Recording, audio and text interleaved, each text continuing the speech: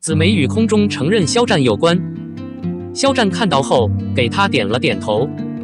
天秤座的肖战在对待个人方面确实没有什么可说的，他彬彬有礼、顺从。他不仅彬彬有礼，而且非常发达。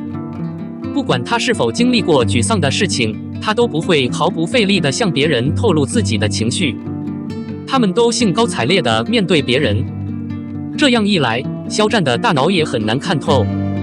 紫美的出现，让一直躲在身边的站姐疏忽了平时的长相处理。除了公开和紫美私下商量外，他还继续凝视着这位绝妙的姐姐，化身为合法的凝视伴侣。疯子、热情、精致的杨紫在圈内名声在外。她性格正派，附近有一群好兄弟姐妹。没想到面对肖战的时候，她变成了一个需要别人保险的小姐姐，好像以前姊妹这样的孩子不存在。姊妹虽然一般都是取悦别人，但她还是个小姑娘，总要有人来对付她，而肖战就是那个人。在一次会议上，姊美似乎在空中向詹师兄承认，她的个性很棒。关注妹子内心的回复，假设詹兄看到，她应该是胆怯的。在肖战提到和姊妹最难忘的参与的感觉的时候，那种满足感是无法形容的，而且很可能就在提到杨紫的时候，肖战才会露出这样爽朗的笑容。再者，当被问到紫美和战哥合作是什么感觉时，他很肯定说他是一个非常谦虚、专注、优秀的艺人。两位选手对这次合作的看法都非常的欢快，两人在拍摄现场是多么甜蜜，一起做娱乐活动，一起打闹，好幸福。日常的交流就像一对年轻的情侣，个人可以不要抗拒表达他们失望的冲动。出现。这样一来，你喜欢杨紫和肖战这对 CP 吗？02。肖战的像幻想一样的幻想，应该是以后的票要卖了，一切就看打折的多少了。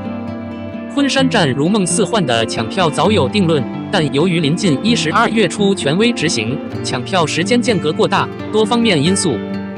很显然，所有在昆山站买过票的粉丝，当然不能丢票，但现实不允许。这些天，因为瘟疫，各地都有周期性的安静，不知道会不会发生在自己的地方，这让一些粉丝没有选择去的机会。是名副其实的舞台抢票框架。绝对不可能将通行证转移给其他人。为了制造抢票的麻烦，一些粉丝也在排练手速。座位，不管怎样，现实不允许。粉丝不管有没有拿到票，其实是不能离开自己的城市，不能去昆山。难以动弹，不管你有没有一颗紧迫的心，你都被现实世界压垮了。有几个不能去的粉丝，脸面就低了一些。某些人决定将其保留为纪念，但少数粉丝获得了巨额门票。万一他们不能搬家、卖掉或没有其他人去，除了你之外，没有人可以决定打折机票。其实只要现实允许，谁不想看肖战的现场表演呢？同样，网络上说肖战不会再继续克制2023年的第5号了，这意味着2022年的3展很可能是最后的谢幕了。除非肖战和如梦似幻重归于好，或者得到不同的节目，这部分很有价值。但遗憾的是，由于有用的原因，我不能去。无休止的打折之后，舞台不会让这些选票白白浪费掉。那么接下来的交易恐怕就要开始了。据网络报道，如果折扣数量超过50个，则将开启第2笔交易，反之亦然。您应该意识到，小贩的存在是像 A Fantasy 这样的非凡节目中最不可避免的部分。在随后的交易尚未正式宣布之前，小贩们已经开始接单了。然而，无论如何，小贩的存在是不可避免的。不管粉丝是否再次反对，能见到肖战的地方都比较少。而且，综合考虑如梦似幻的开发不会给肖战的协议充电，那么5号病人就少看了一场会议。对于这种情况，能去昆山的粉丝一般会在买不到票的情况下挑小贩。无论如何，目前第2次门票交易可能要开始了，每个人都有另一个机会争夺它。我接受一些粉丝会得到他们的愿望。看到肖战，似乎对于某些粉丝来说，已经变成了有生之年系列。一生只见肖战一次，正直很重要。航站的粉丝和偶像的聚集，不可否认，不完全是演出阶段的艺人和人群的聚集，所以每个人都如此着迷。他们需要看肖战的舞台，从头到尾体验肖战的台词。尾巴的展示是对偶像的追求，是艺人的肯定。尽管如此，地球上的事物并不完全真实。一切的原因就是能有票，能去展会现场。我们应该预料到它，并检查昆山站是否可以给后续票。如果这是真的，我相信之前没有选择权的粉丝这次可以得到他们需要的东西，并去见他。03，国产游艺人大名单中，肖战、杨、陈晓处于主位，无人讨论，其他人热闹非凡。最近，我不知道哪个促销账户可以算作内部娱乐艺人的推定价值清单，该清单已由重要阶段发送。这个破绽一出，就引起了粉丝之间的口水战。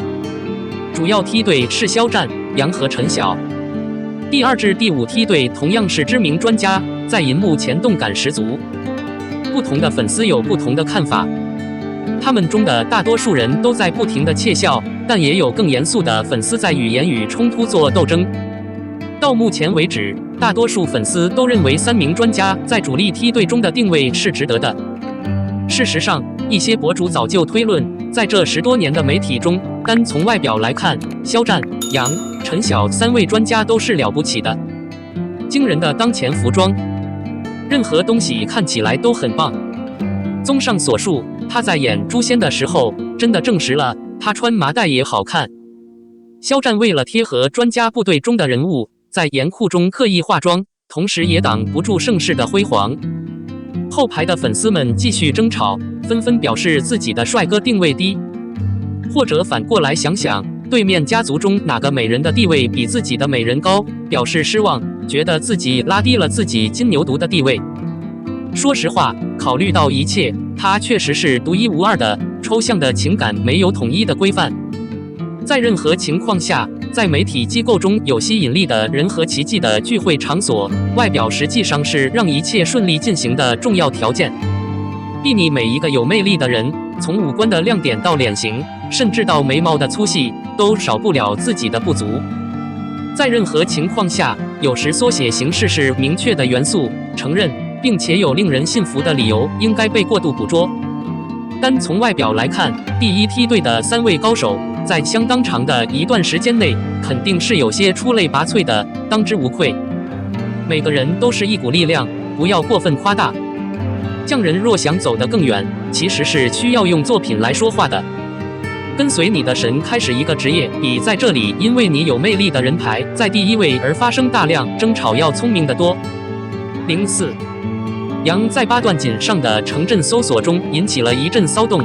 毕国庆，你在任何时候还能意识到关于医疗服务的什么？整体幸福正面的改善体现在各个方面。假设你在媒体上看一眼，你可能会发现，超级明星工匠在被咨询时，经常讨论他们的工作计划或个人主题。尽管如此，在过去的2年里，媒体采访似乎也采取了另一种方式。先是时代青联讨论央视项目的医疗服务技巧，随后杨克几天前，他在与的一次会议上表达了他的健康紧张问题，并直接进入了热门搜索名单。从这里来看，广大社会越来越关注幸福这个话题，贵宾们的健康生活方式也准备好传授给大家。最近，欢迎杨就健康主题进行精选会议。杨迟钝地说，他会因为身体问题而坐立不安。由于杨先生在首映之初就一直保持着快速移动和高厚度的录音重现，所以他的生活很零星，在拍摄《旋风小姐》时意外失聪。然而那时的杨才刚刚24岁，他觉得自己还年轻，知道幸福的意义，所以他并没有把这些身体的训诫放在心上。无论如何，大概2年的时间，杨就明白了幸福的重要性。那时他正在拍摄《舞动乾坤》。由于大量的战斗场景和夜景，他的日程也被排除在外。拍摄过程中意外耳聋的复发越来越连续，这让我的主要人物感到不安。幸福，我也有一种幸福的感觉。为了缓解羊对健康的不安 ，Marketplace 还邀请了健康专家向羊展示如何玩八段锦。碧波亭养生专家介绍，在我国陈旧的导引策略中，八段锦是传播最广、对导引推进影响最大的。八段锦起源于北调传统，有着800多年的历史。